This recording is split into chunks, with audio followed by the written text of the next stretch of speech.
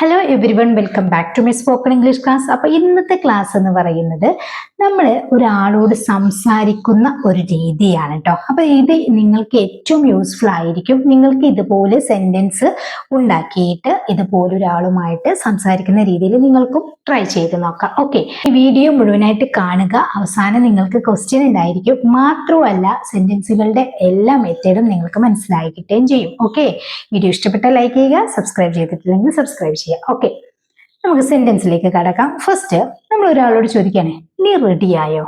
അല്ലെ, എങ്ങനെ ചോദിക്കുക? നീ റെഡിയായോ? ആർ യു റെഡി എന്നാണ് ചോദിക്കേണ്ടത്. എന്നാൽ നീ പോകാൻ റെഡിയായോ എന്ന് ചോദിക്കുകയാണ്. Are you ready to go? Are you ready to go? നീ പോകാൻ റെഡിയായോ? ഇനി അതിനൊരു ആൻസർ ഇങ്ങനെ പറയാണ്, ഞാൻ പോകാൻ റെഡിയായി, പക്ഷെ എന്റെ വാച്ച് കാണുന്നില്ല. അല്ലേ, I am ready to go, ഞാൻ പോകാൻ റെഡിയായി, but I can't find my watch, അല്ലെങ്കിൽ I can't find my phone. ഇങ്ങനെ എന്ത് വേണമെങ്കിലും നമുക്ക് പറയാം കേട്ടോ. ഇതിലൊക്കെ ഡീറ്റെയിൽ വീഡിയോ നമ്മൾ ചെയ്തിട്ടുണ്ട്, കാൺ ഫൈൻഡ് എന്നുള്ളത്. ഓക്കെ, നമ്മൾ ഇങ്ങനെ ചോദിക്കുകയാണ്, ഞാനിവിടെ ഇരിക്കട്ടെ? അല്ലേ, ഞാനിവിടെ ഇരിക്കട്ടെ എന്ന് ചോദിക്കാറുണ്ടല്ലോ, ഒരു സമ്മതാണ്.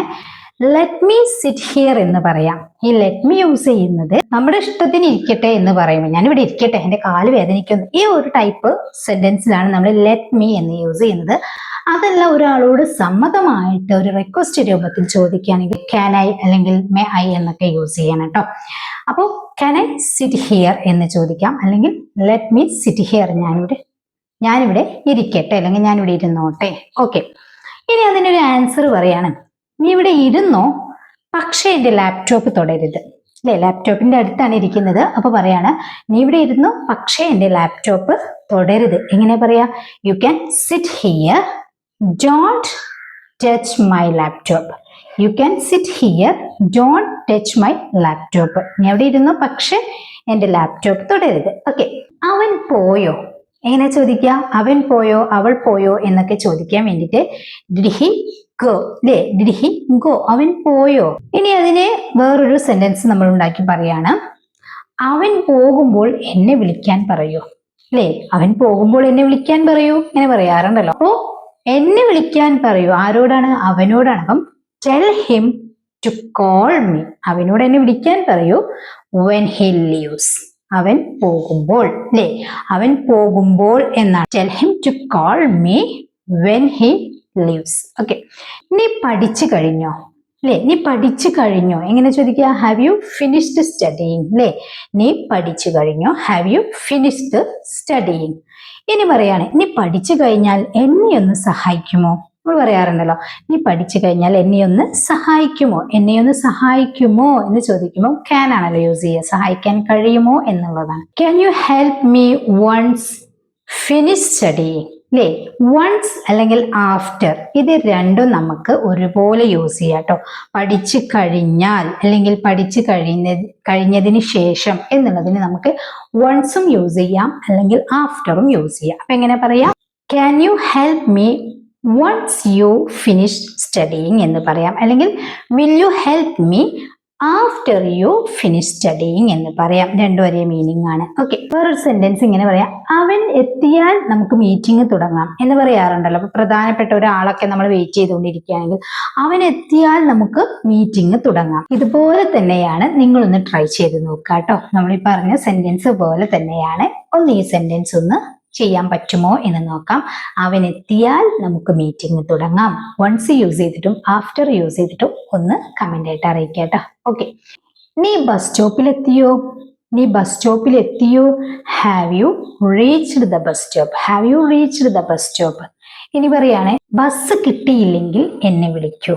ബസ് കിട്ടിയില്ലെങ്കിൽ എന്നെ വിളിക്കൂ എന്നാണ്. Call me if you don't get A bus. Call me if you don't get A bus. Bus കിട്ടിയില്ലെങ്കിൽ എന്നെ വിളിക്കൂ. ഓക്കെ, അവൻ ബസ് കാത്തു നിൽക്കുകയാണോ? അവനാണ് സബ്ജക്റ്റ്. അവൻ ബസ് കാത്തു നിൽക്കുകയാണോ? Is he waiting for a bus? Is he waiting for a bus? അവൻ ബസ് കാത്തു നിൽക്കുകയാണോ? ഇനി bus വരാറായോ?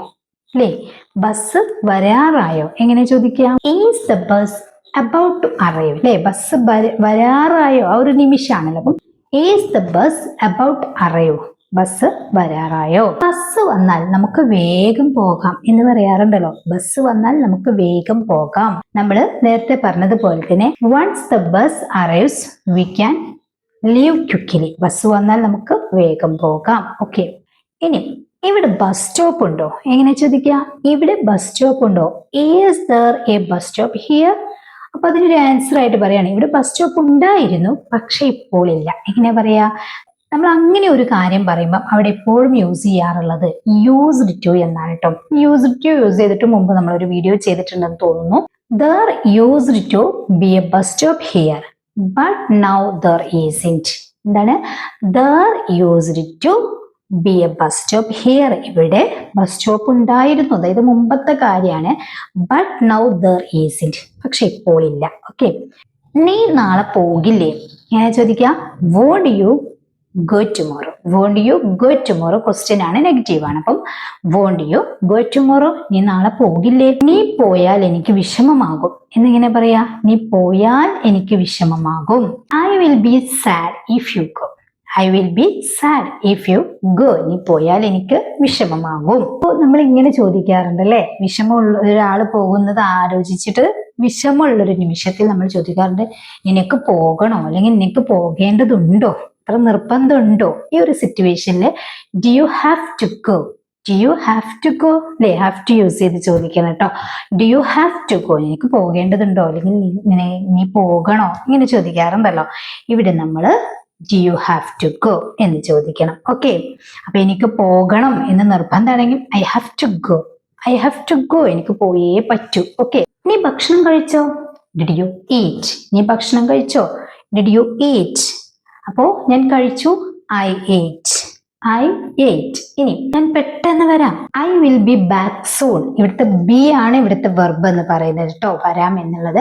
I will B back soon, ഞാൻ പെട്ടെന്ന് തിരിച്ചു വരാം. ഓക്കെ, അപ്പൊ ഇത്രയും സെന്റൻസ് ക്ലിയർ ആയല്ലോ. നമ്മൾ ഡെയിലി ലൈഫിൽ നമ്മൾ സംസാരിക്കുന്ന ഒരുപാട് സെന്റൻസുകളാണ് ഇന്ന് നമ്മൾ ക്രിയേറ്റ് ചെയ്തത് അല്ലെ. ഇനി നിങ്ങൾക്കൊരു ക്വസ്റ്റ്യനും കൂടി തരാം. ഓൾറെഡി ഒരു ക്വസ്റ്റ്യൻ തന്നിട്ടുണ്ട് കേട്ടോ, മറക്കാതെ അതൊന്ന് ട്രൈ ചെയ്യുക. വളരെ സിമ്പിൾ ആണ്.